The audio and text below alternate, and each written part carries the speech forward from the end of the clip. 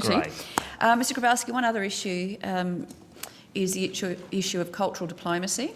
Working with the WA Ballet and just having a look at the fabulous program they did in Indonesia. You know, front page of the Jakarta Times, and it's just been an overwhelming diplomatic and I think a cultural exchange. So now having a look at how we can extend that. There's huge opportunities now to bring Indonesian dancers and teachers down to Perth and then have that exchange. So are you aware of what they've done? Absolutely, yes, absolutely. It's one, obviously. In fact, you helped fund it, didn't you?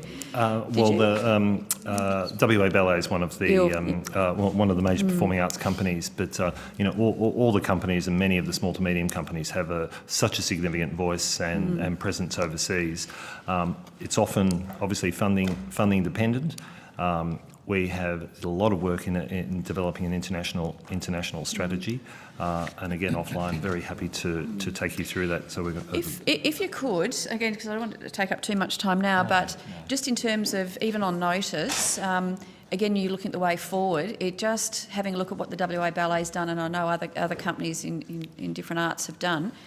But that there's a great avenue to actually further develop that in terms of financial viability, for some of the companies, being able to extend overseas and look at other sources of revenue, but also security and growth as well. So if I can perhaps just take that on, if you could take that on notice.